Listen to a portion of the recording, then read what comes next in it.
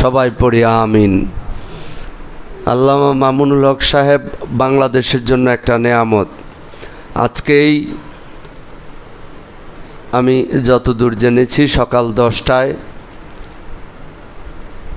উনি ইনশাল্লাহ মুক্ত বাতাসে এসেছেন। তো বলতেছিলাম, আল্লাহ রাব্বুল আলামিন যাকে সম্মান দান করেন তাকে কেউ অসম্মানিত করতে পারে না। শাইখুল হাদিস আলহামদুলিল্লাহ এই জালিমের জিন্দানখানা থেকে আবার মুক্ত হয়েছেন,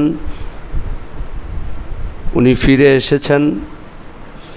তো আল্লাহ সুবহানাহু ওয়া তাআলা বলতেছিলাম, যাকে সম্মান দান করবে তাকে দুনিয়ার কোনো মানুষ অসম্মানিত করতে পারে না। ব্যাপারটা এমন না, আল্লাহ রাব্বুল আলামিন যাকে পছন্দ করেন সে মনে হয় জেলখানায় যেতে পারবে না। আল্লাহ রাব্বুল আলামিন যাকে পছন্দ করেন উনি মনে হয় অসুস্থ হতে পারবে না। আল্লাহ রাব্বুল আলামিন যাকে পছন্দ করে উনি ওনার মনে হয় বিভিন্ন রোগ, বিভিন্ন মুসিবত আসতে পারবে না।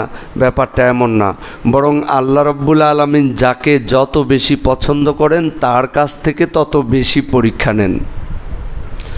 আল্লাহ রাব্বুল আলামিন যাকে মহাব্বত করেন, পছন্দ করেন, ওনার কাছ থেকে পরীক্ষা নেন। ওনারও বিপদ আসবে, ওনারও বিভিন্ন প্রকার বালা মুসিবত আসবে।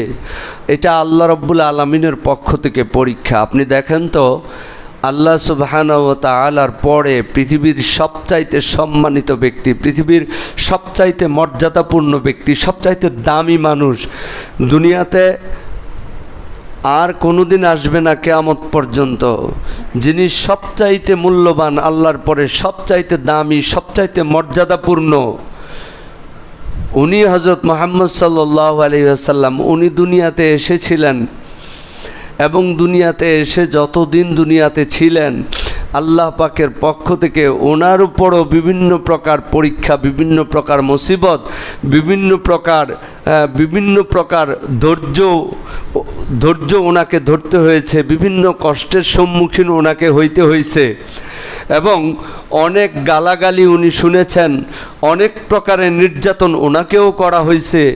শুধু ভিনদেশিরা না, ওনার দেশের মানুষ, ওনার গোত্রের মানুষ, ওনার পরিবারের মানুষ যিনারা ওনার কাছের ছিলেন, ওনার চাচাদের কাছ থেকে ওনাকে নির্যাতন করতে হয়েছিল।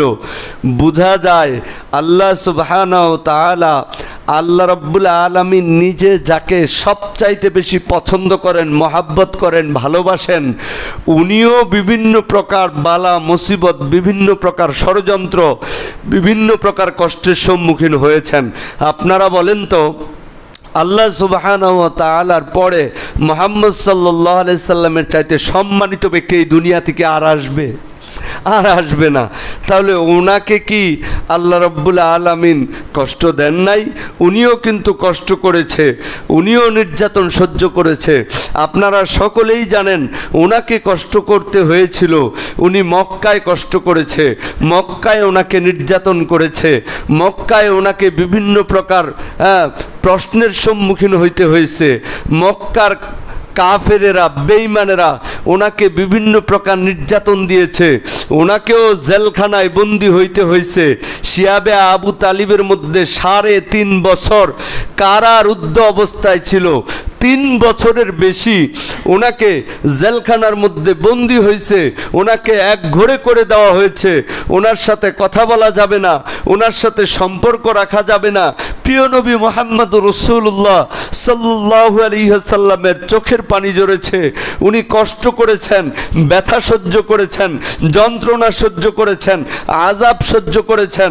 ওনাকে টানা হেঁচড়া করা হয়েছে, ওনাকে থাপ্পড় মারা হয়েছে, ওনার চোখ থেকে পানি ঝরেছে।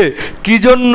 বলে আল্লাহ সুবহানাহু ওয়া তাআলা ওনার মাধ্যমে সারা দুনিয়ার মধ্যে দিনকে জিন্দা করেছেন।